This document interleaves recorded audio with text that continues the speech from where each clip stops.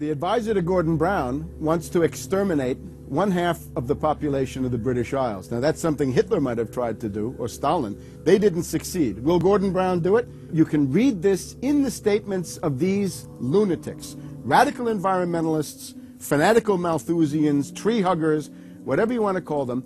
This is an ideology of genocide which can be documented exhaustively, ad nauseum, out of their own statements. When Gore said the science is settled, that raised red flags amongst the media, and then also amongst a lot of other people that sort of knew that that wasn't true, other scientists, and started to look at it. And of course, the more they looked at it, the more they realized, no, science is never settled. What is coming down now is environmentalism is nothing but phony science. Nothing but phony science. And if we really believe in the environment, if we really believe in freedom, if we really believe in truth, we need to get some straight answers. Now, the Kyoto Agreement, of course, was reached in the city of Kyoto.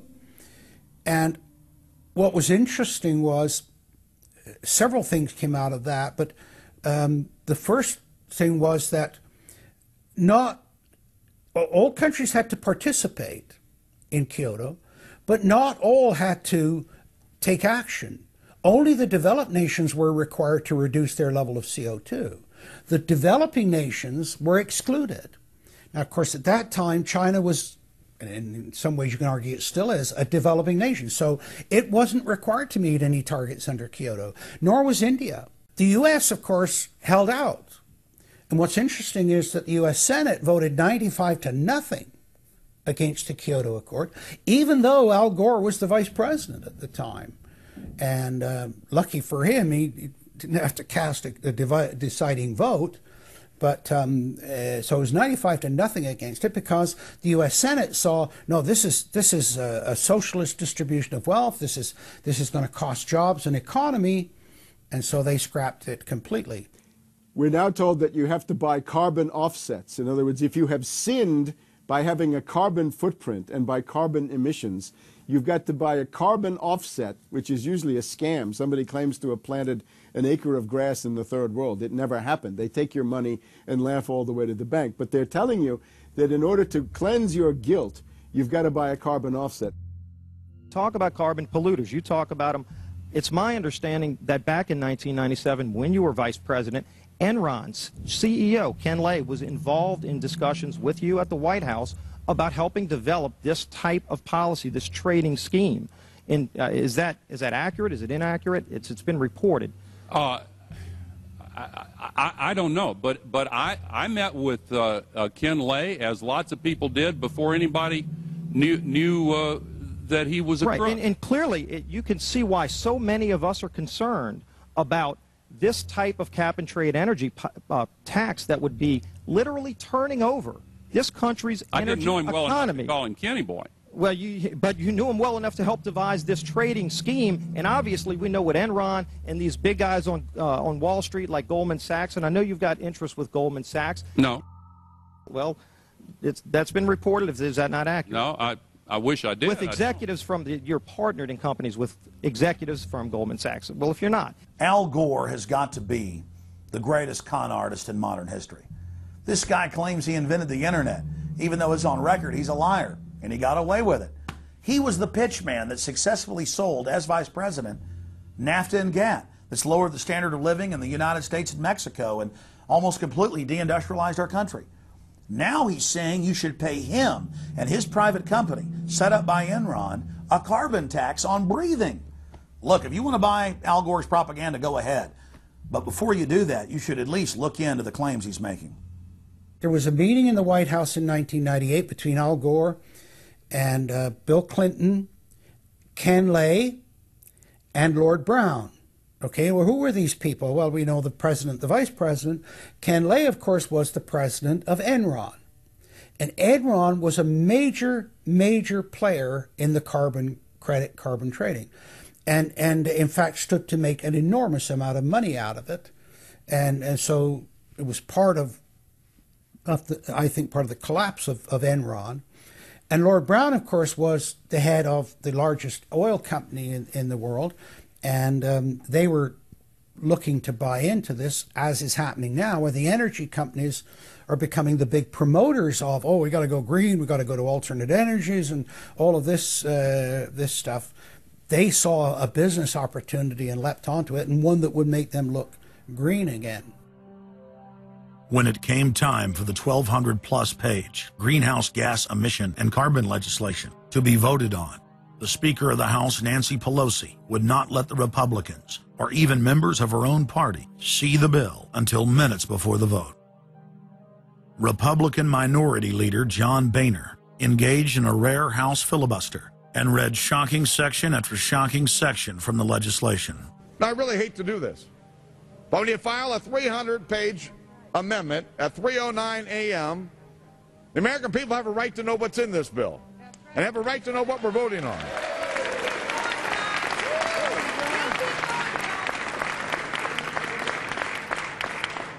Page 48. Each building code enforcement department receiving a grant under subsection A shall impanel a code administration and enforcement team consisting of at least one full-time building code enforcement officer, a city planner, and a health planner or similar officer. I can take you to Chickasaw, Mercer County in my district. They don't have one full-time person that works for the village, all right, not one. Look at the mandate on every city, village in America right here in this bill. So that we're not only going to tell you what the codes are going to be, but we're going to tell you how many people you need to hire to enforce this. Page 41, determine any geographic area within the contiguous United States that lacks a federal power marketing agency. Because, you know, we can't move power around the country without a federal power marketing agency. We do it today, but now we have to have a new government agency to do this. All California housing standards are now going to be imposed on every American community. You don't have the right to have your own building standards in your community or in your state. Hell no, the federal government's going to tell you what they are. It quickly became clear why Pelosi and the Democratic leadership were desperate to keep the contents of the bill secret before the vote. Now, because of this underlying bill, the federal government will virtually have control over every aspect of lives for the American people. It is time to stand up and say, we get to choose. We choose liberty or we choose tyranny. It's one of the two. The underlying bill represents the tyranny and the intervention of the federal government. It's our choice.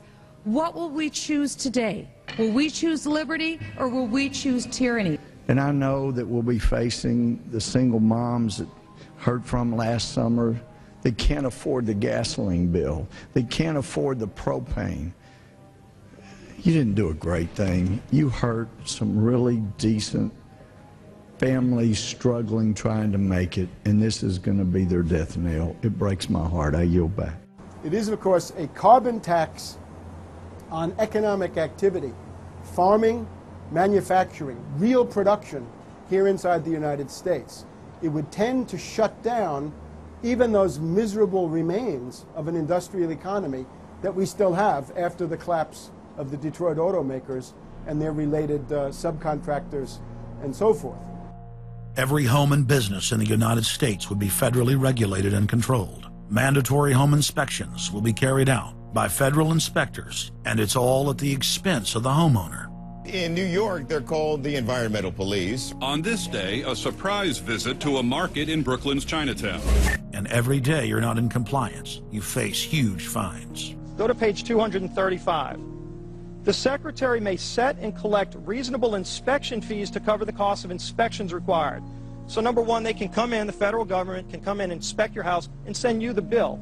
And if they find that you're out of compliance with this new federal code, the Secretary shall assess a civil penalty for violations of this section.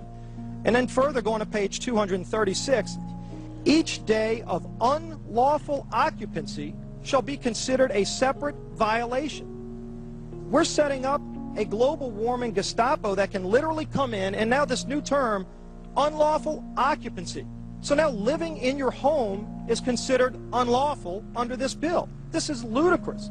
Worst of all, carbon czars in more than 35 federal agencies are given unlimited dictatorial power to to tax all forms of carbon and carbon emissions.